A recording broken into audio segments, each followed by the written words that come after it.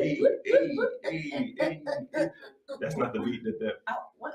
That's all right. Corey. What's up, everybody? It's your boy, it's Corey. And Mignon. And we are back for another exciting episode of Tea and Worship. Now, we want to thank all of you, you, your mama, and your cousin, too, for joining us for our very first episode of Tea and Worship with our very special, amazing guest, JJ Harrison. My brother. Man, we want to thank you. We want you to continue to keep watching, keep telling a friend, like, subscribe, tell everybody, tell your grandmama, tell your dog, tell somebody. Yes, sir.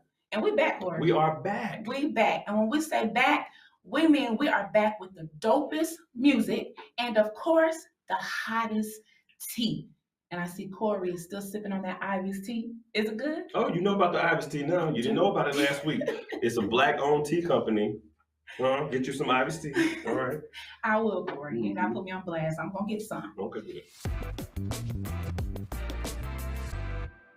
So last week, we introduced you guys to a segment of our show called What's Going On? What's going on? Tell me what's going on.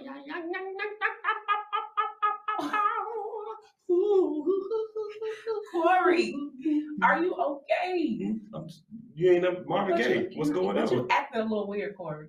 All right. Did you get it out? I'm good. Did you get it out? I'm good. Okay, today we want to talk about what's happening in our entertainment world. So, Corey, you know what was dope to me? What's that, Minnie? What's that? What was dope? Coming to America 2. Yeah. You didn't like it? Well, let me tell you why I liked it. I liked Coming to America because I was able to see some familiar faces. You saw Amber Bullock. Yeah. You saw Yana Crawley. Yeah. And then to see how my kids responded when they saw familiar faces was breathtaking. I mean, they're a part of history. So it was exciting to see those familiar faces. I mean, it was just epic. So I want to know what y'all thought about Coming to America. So leave your comments down there and let us know your thoughts. Corey, what just tell us a little bit why you didn't like it. You have a point. That was great, but I love Coming to America, but I waited 30 years for that woman to still be hopping on that one leg and barking like a dog. 30 years. I want my money back. I want my money back. From what, Corey? From the theater that I didn't go to. I watched it on Amazon at home on somebody else's account, but I want my money, Corey, theoretically, hypothetically back. Corey, those see to me, it sounds like a curse. And Corey, I think you may be a little cursed. That woman was cursed. Corey, you may be a little cursed. I'm not. But guess what? I ain't hopping over there. You in luck today. Why? Because we got somebody with us today that can break that curse away. He That's can right. sing it. He can preach that curse right on up off you.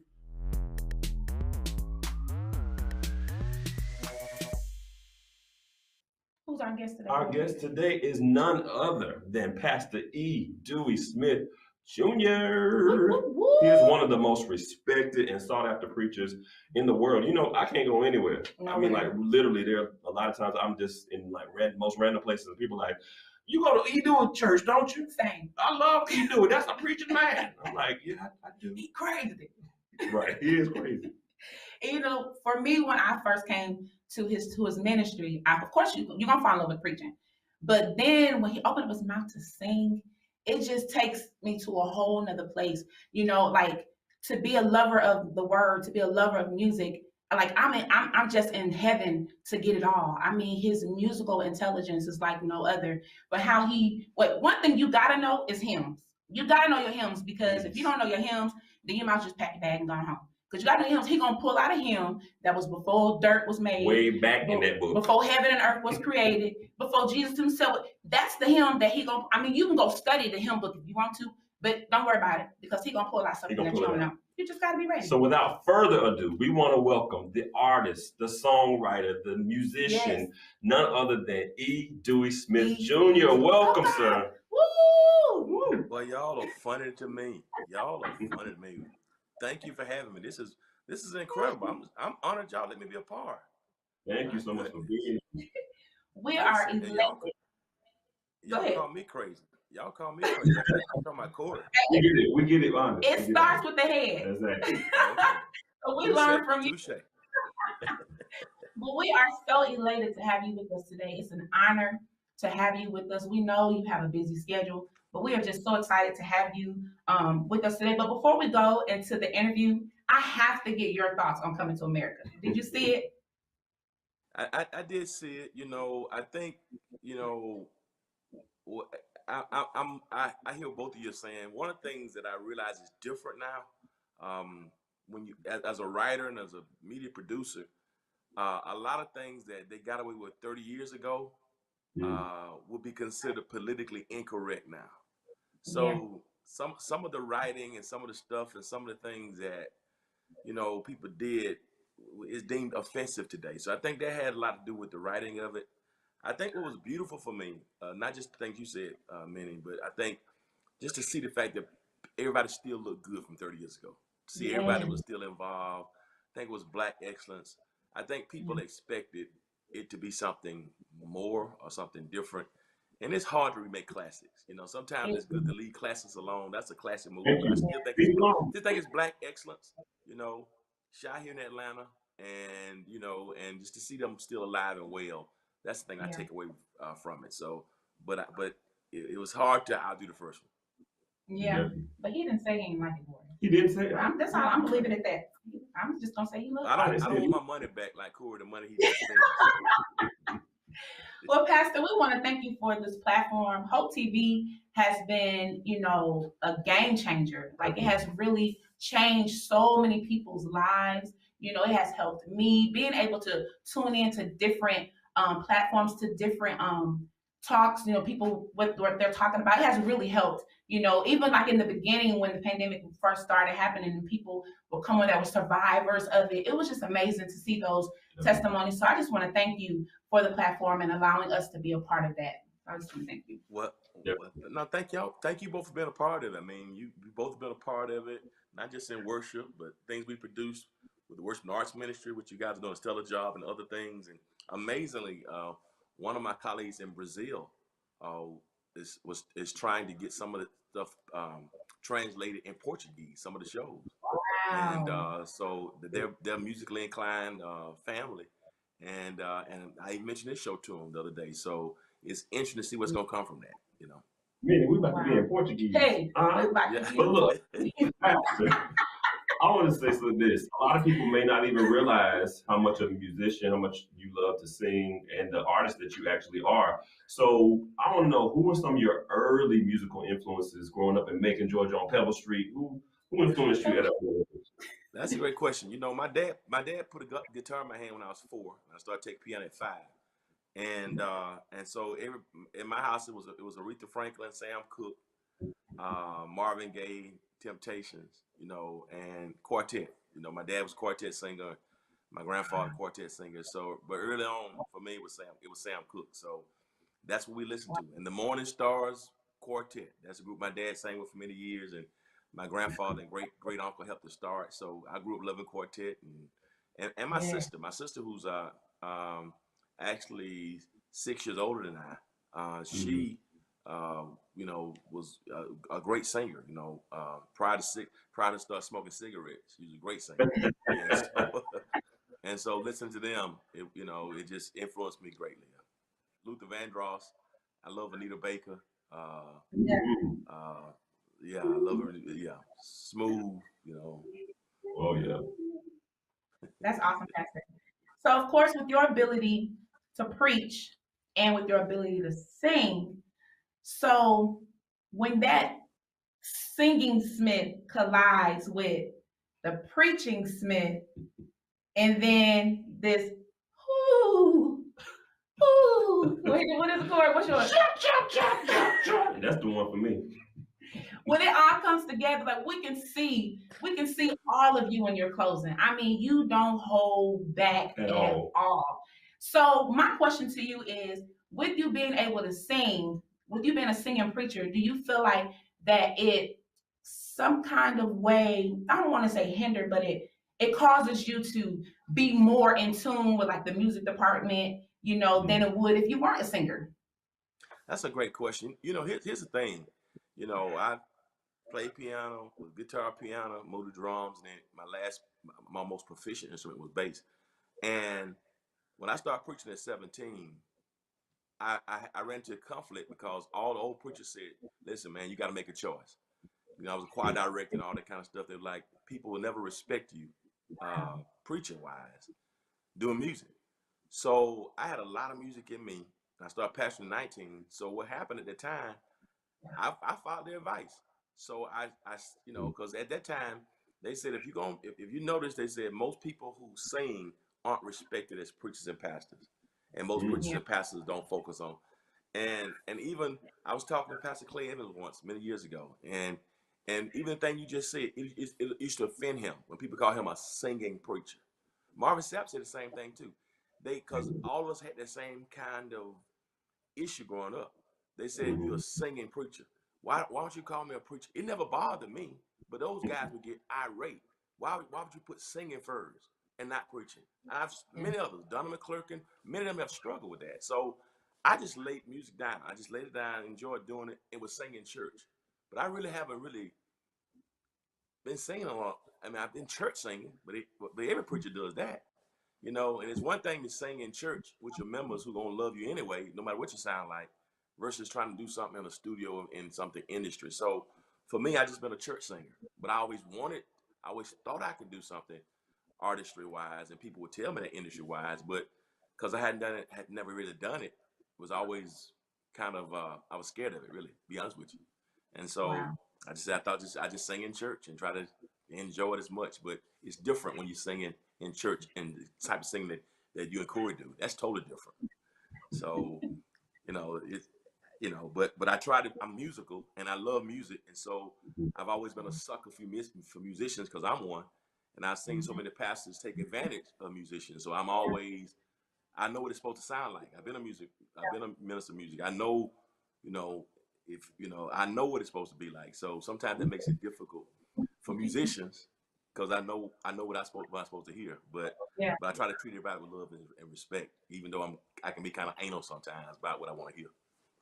No, we get it, and we know that if you hear something that's a little off or just not right, you like, what's going on? You'll give that look. Nervous. All right, you know. But I want to get into your artistry. What was the first song that you ever recorded? Actually, to be honest with you, I used to sing R&B, and when I was Ooh. 15, yeah, I had a chance to sign with RCA. Yeah, I had a chance to sign with RCA, Wow. and it was right when Johnny Gill and Stacey Lattisaw had come out with a song. They did a duet together, and many years ago, and somehow I was singing on a talent show, and one of the talent guys for RCA came to Macon and had me go to the studio and do some songs and some tracks for him. And I did a song called "I Really Love You, Girl." I was 15, and they wanted to sign me. Yeah, they wanted to sign me because I was, the crooner at the time, and that kind of thing. And, about 100 pounds lighter, you know what I mean, and kind of, had a little chest and that kind of stuff. And my father wouldn't let me sign with him. He wouldn't. Wow. He wouldn't let me sign, and that it was very hurtful at the time because I was kind of, I knew I had been called to preach, but I didn't want to do that. So he wouldn't let me sign. And looking back, I think he made the right decision. I wish we'd had more conversation about it. I wish he would told me why he felt that way. But it was like, back in that day, it's like, do as I say and shut up and you don't have no say in this. And I think looking back, I think I would have handled it differently. And actually, I am handling it different with my own son. But I recorded that song, and it was a hot song too. I mean, we played it, and they played it in some of the local clubs and everything like that. But he wouldn't let me do it. So that stuck with me 30 years. Yeah. Wow. This is good. I want to I wrote it actually. and recorded. Yeah. That's awesome, Pastor. We gotta find that. You're right. Can we find it? Is it somewhere where we can find it? Because I definitely want to hear it. I'm sure I got it somewhere in millions of tapes I got. But it was a hot song. It was a sexy song. It wasn't too grown, but it was sexy for 15. Yeah. So I want to fast forward a little bit. So I want to talk about your presence as a gift. So I know working with you for 9+ years now, you are a man of excellence. Like everything you do has to be excellent. I mean, if you're going to preach, I mean, the sermon is going to be excellent. If you're going to do a production, it's going to be phenomenal. It's going to be grand. Like, I ain't no half stepping with you. I've learned that, you know what I'm saying? So with your presence as a gift, like what was your process? Like, how did you know who to get? Like, what was the process of that? Well, interestingly enough, it's been 10 years since I said, you know what, I'm going to do this. Here's a funny thing. Um, Charles Jenkins, a friend of mine, just who passed the fellowship, when he went to fellowship, I knew him before he went to Chicago and he take over Clay Evans. And I was pushing him. I said, man, you got to do something musical. He was like, no, I don't do this. I don't do this. And he was telling me, man, no, you the musical guy. And I can name a few others. So I was pushing him. So he would tell you if you talk to him, did I push him? I pushed him because I knew he could write. And while everybody thought I was going to be doing it, he ended up doing it before me. And I had much more music in me than him. And now he's all over the world. So so 10 years ago, I got frustrated. I said, why am I not doing music? And I realized I was still holding on to some of those strongholds. And the ministry got so massive and we had so many responsibilities that I didn't have a margin to do it, financially or space-wise. But anyway, so 10 years ago, I said, I want to start doing this. And I had a team full of people who had all the gifts, but it's like everybody was sitting back waiting for me to take the lead. And so we would do a few things. We did one for the church. I did a couple of things. We did something a couple of years ago, and I wrote a song. Lowell did it, Lil Pie. But I said, you know what? It's time. I don't have any more excuses. God kept saying, go do it. And so I got all these producers in my church and gifted who play for everybody. But having that pinpoint person to make it all make sense, it just never happened. And when the pandemic started, I said, Lord, send me somebody who can help me get this thing out, the way I want to get out, who I can work with, who I know can make it happen. And so when we came, John Webb, who I've known, who's filled in for us for years as a bass, he came, we having a conversation, and the Lord said, that's him. It's a good time for him. That's him. You got the singers, you got as much talent around you, the band can play, but you need somebody who can administrate this, who can administrate and help pull it together for you, and who's still young and relevant enough. You don't want somebody, you want somebody who's kind of current, understand the current sound.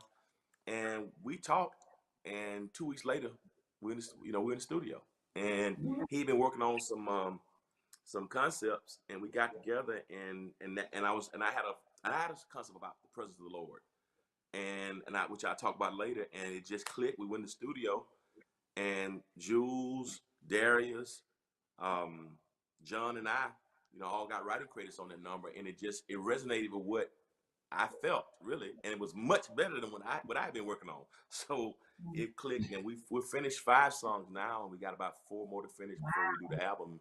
And it just clicked, and we worked well together, and I think he can pull the other producers in who can write, and I just think the timing's right, and I don't have a whole lot of time. I want to go on and do what I can do while I can, because I should have been doing this years ago. So, and I want to give other people a chance to record as well. So I'm excited about it, and that's our first one, and he wanted to push that as a single, and he didn't want it to be something that sounded like me to sound like the church singer with what everybody sees on YouTube and old school, because what happens is we don't ever practice. We just sing off the cuff. And so people think, well, all he sings is hymns. He said, I want to present you in a different light, and I know it's in you. So that's what your presence of gift is. It was excellent. Yeah, I first heard it. I said, is that my pet? It's awesome. It's so smooth. It's so smooth. And speaking of the single, we know that it's dropped. It's on the radio. It's on all digital platforms. But we want to know, and you kind of touched on it just now, so that's why I want to ask, when is the album coming out? Because we're ready. We are ready. When is it dropping? The album, my birthday is June 30th, and our drop date is around that time. It's the last Friday in June. That's the tentative date, and we're still trying to figure out the title of the album title, but it's going to be very diverse. We got a couple worship numbers on there, 1 or 2 hymns on there. I even got 1 quartet number on there. So I think whatever your musical taste, it's going to be something that's going to be real. Yeah, I got one called "Praise Your Way Through," and it's a bop. It's got a real good groove on it, but it's very musical and very musical. So the musicians gonna love it. It's quartet, but it's relevant in terms of how things sound now. So I really feel good about it. Praise your way through. We are ready. We are so ready. So you mentioned that you want to give people a chance to record as well. Is that label? I know you created the studio here. So can you share that? Like, how do you have time for a label, studio, preach, husband, father? Like, how do you have time for all of that? Well, I think that's the key now. I think before my challenge is, I think my job should be to, cast a vision, drop it, and somebody else will take it and run with it.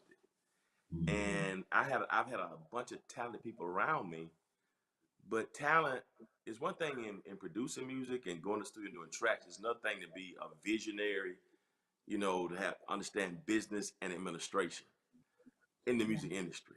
And so we've yeah. been talking about it. As a matter of fact, Miranda, you and her sing at the same time. We're the first Mhm. ones to talk about doing a label. And years ago, this had to be 2015, and we were getting ready to actually sign her.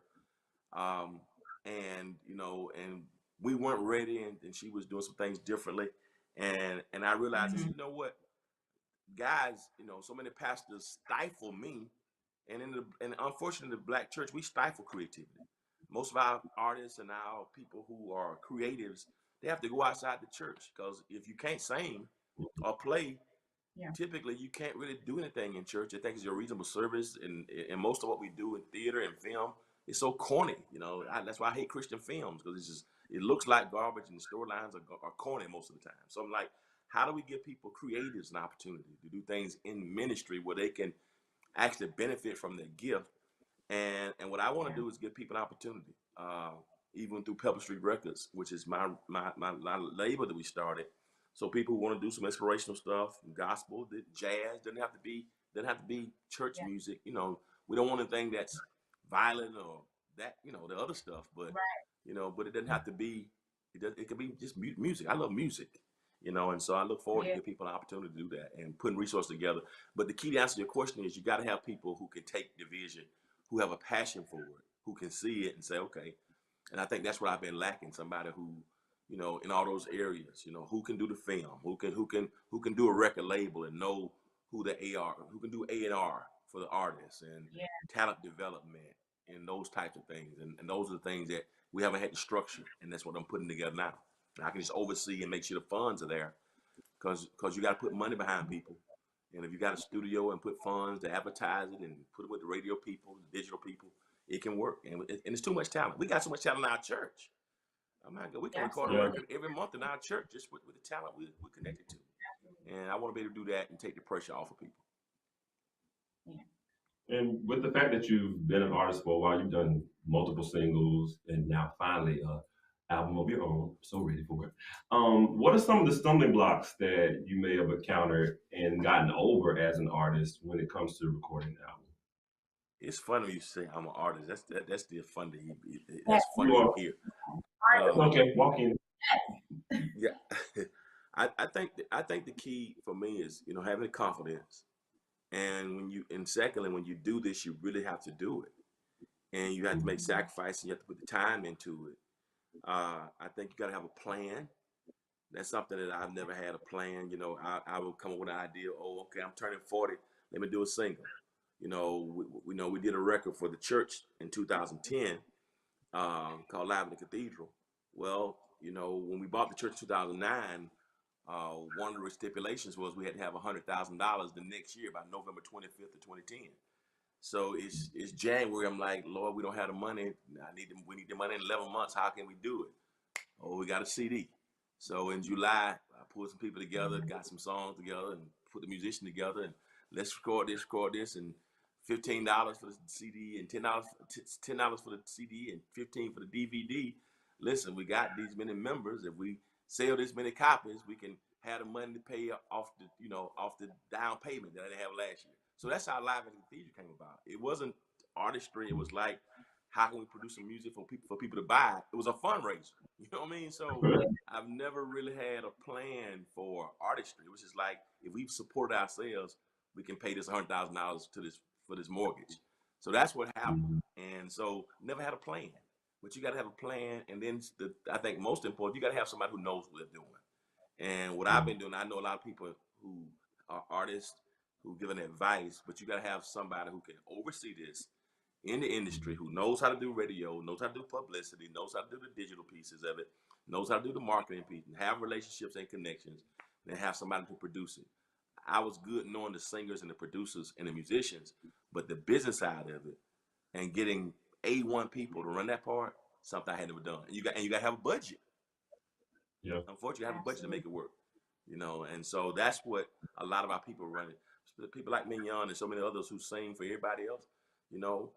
Hey man, can sing as well as anybody else. Why not put them in a position where that stuff can prosper, where you can get it in the digital platforms, make sure it's hitting radio and all those types of things, and make sure faces everywhere. And that's something that sometimes those record labels now they're not spending the money because music has changed so much. So that's what I want to do, help people, to get out there, particularly those who are connected, and even those who may be gifted in the community. This is incredible. But I'm just gonna say that you definitely have what it takes to be that artist. I mean, Wow. you are incredible. You are definitely sought after. You're talked about in so many places. So, like one particular, my brother, he never lets a week go by where he calls me and go, man, if your pastor just needs somebody to just be there, like I just want to. I ain't even gotta do nothing. I just want to come and just sit under. I just want to learn. And my brother been preaching for 30 some years now. He's like, I just want to come sit under him and just learn from him. I mean, people are literally just getting on to just glean from you. They just want what you have. And it's just incredible to be attached and connected to someone as great as you. And then you're not selfish. Like your heart is so big. People are continuously asking, what kind of man is he like? You know what I'm saying? Like he dope, you know what I'm saying? Like we hear him preaching, but what kind of man is he off the screen? I'm like, what you see on the screen, that's who he is. Like on screen, off the screen. I mean, that's who he's serious about his music. He's serious about his preaching. But when he love hard. And he shows that, you know what I'm saying? And your love is not a passive love where you're saying yes about everything. No, you're gonna come, if it ain't right, your love gonna be like, correct it. And I appreciate that because you're not gonna let us just do anything. Like you're gonna make sure that what you see in us, that it comes out. And so I'm great. I'm tearing up. I'm grateful for you. I'm just so thankful. I mean, I can't say thank you enough for you just being who you are. And I want you, at this point, I want you to share with those inspiring artists, like those who want to be artists, and even those preachers that may be afraid to step out. Can you encourage them? Can you share something with them in this moment? Well, first of all, I'm incredibly moved, and I've been, I really am. You talk about teared up. I mean, teared up. That's very touching. I've started listening to your dad when I was 15. Wow. So the things that you said your brother said about me, I'd be around in the back listening to your dad preach with my mouth open, listening to your uncles, Bolton brothers. I remember your aunt played basketball. Yeah. You know what I mean? So I was following your family long before I met you in 2010, 2009. Yeah. And so to hear you say these comments is mind blowing because that's exactly how I feel about Bolton brothers, your Aunt Ruthie, everybody, so I'm just blown away. I'm really touched by that. But thank you for those kind words. I think what I would say, I think this whole experience for me has been, what I would say to answer your question, what I said, aspiring artists, I think you have to have a message, I believe. And that's why I think your presence of gift is different because that song for me comes out of my own pain. And I think God gave me a message that people needed to hear. And the other piece, I think, is you got to have people around you, as you said, who will tell you the truth. And just because I say I want to be, there are a lot of people who make CDs don't need to be making them. And I was uncomfortable. Like I know I sing in church, but I haven't really just been singing a long time. I maybe have taken my time to really sing something 3 or 4 times in 10 years. Most times it's just church. We don't practice. We just get in church and what I do in church is I tend to, y'all sing something in church, and I think about, okay, well, this service has gone by. We hadn't touched the older people, or how can I make sure we touch all generations? So typically, while y'all singing something, if the spirit is moving, or I feel like the old folks may not be left out, I find a song, something drop in my head that flows what you got. We don't talk about this stuff, it's just all spontaneous. So So what happens is I haven't been preparing myself for this. So I think, those who are watching, if you want to do this, you got to prepare yourself for it. You got to be around people like yourself and Corey who do this, in film. You guys sing on a professional basis, and so you got to be around people and watch what they do. Watch what they do, learn from them, glean from them, ask God to give you a message. And I think the most important thing is don't let people put labels on you. And I think that's what happened to me. The people I respected growing up, said you can't do this and do that. And so I just think you can't let people stop you. God has given you the gift, and you got the right people around you who will tell you the truth to develop your gifts. Don't let labels or the expectations stop you. And that's what I did. And you be around the right people who can push you to get to that point. And I just think that's the whole key for me. Get the right people around you, the right team around you, who can be honest, who love you enough to tell the truth, who can push you, and who can help you develop your talent and your gifts. I think if you do that and just follow God. Awesome. This is the part that we hate. The worst part of the show. The worst part. And we're nearing the end, unfortunately. But you have been, Pastor, I can't tell you enough, like how, I don't know, elated we are just to have you here, just to be able to not only talk to you, but on this level to learn some things that we didn't even know, being that we've known you for years, but a lot of things that we didn't know at all. And we want to thank you so much. It's an honor to even have you here as our guest. Yeah. Even though we see you, but to have you here as a guest on our show, yes, we are honored. We are so honored. It's so wonderful to see y'all in this environment. It really is. And I think the creativity, this is the future. The future is media. The future is hybrid. It's not just coming to church having concerts. So what you're doing here is powerful. And, I can see this for many years to come. And I think many things are going to happen. I think y'all going to be pleasantly surprised because y'all got the right chemistry. And I just so thank y'all for taking the time and making the sacrifices because I think this is going to be much bigger than y'all really think. So thank y'all for serving. Y'all serve every week. Y'all two of the main reasons why our ministry has been able to do what it's done over the past year, particularly this difficult time and in the past, but especially the past year. So thank y'all for what y'all do because y'all are excellent people, excellent singers, and just excellent human beings. And I'm honored to partner with you and honored to serve with you. And thank y'all for inviting me. I'm blown away. I really am. So thank you. Well, we thank you again, Pastor. And we want to thank all of the viewers for tuning in with us today with our amazing pastor, artist, musician, our friend, E. Dewey Smith Jr. We are so excited to have him with us today. Now, this is my part that I love. We're going to toss it over for a performance by our very own E. Dewey Smith with Your Presence is a Gift. Yes. And by the way, I got a chance to sing background on this, so you'll see my face. Pick me. I was there too. Did you forget that I was there too? But ain't nobody talking to you though, Corey. But the people, you just acting like this. I'm on the show with you. But that's because he's my pastor though.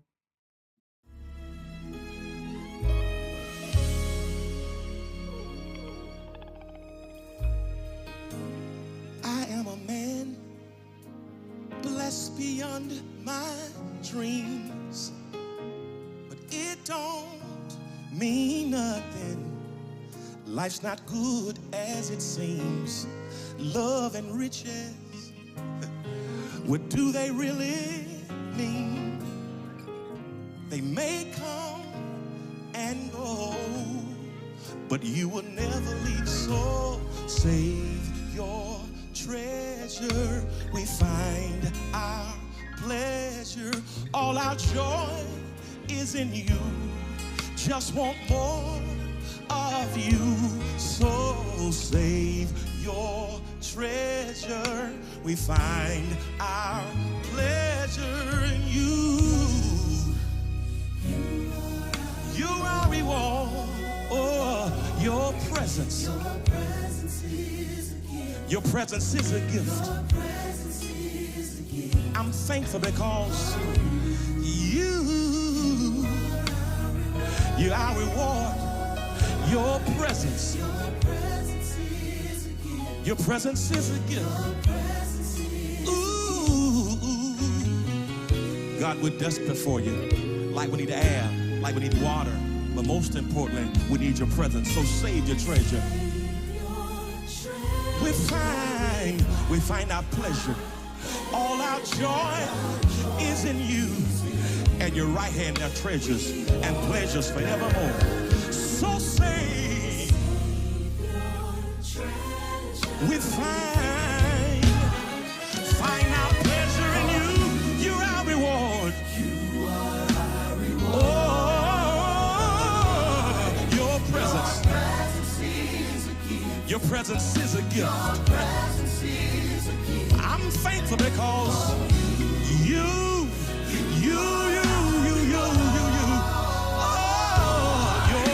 Oh, your presence is a gift. I give you praise because you are our reward, and I'm thankful. Your presence is a gift. My hands are lifted because I give you glory, I give you honor, give you praise. Your presence in the gifts is a gift.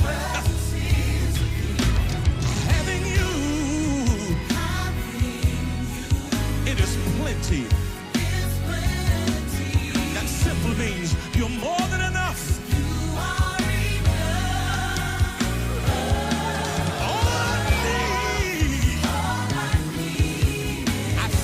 You'll be that. You'll be. You are my reward.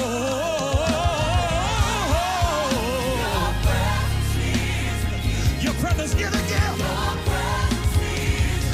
I'm thankful because you're our reward. Your presence is a gift.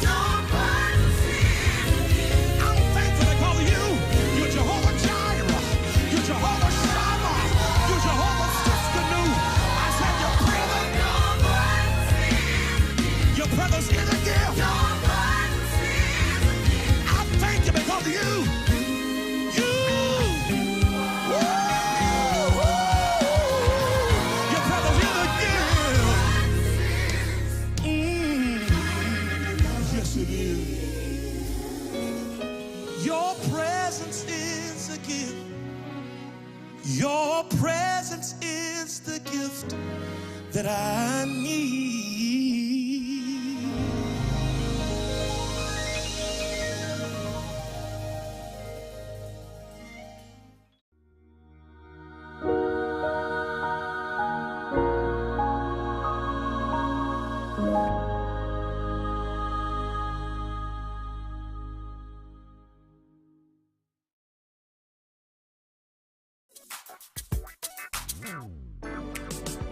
What you're looking for, you can find it here on the whole TV. What you're looking for, what you're looking for.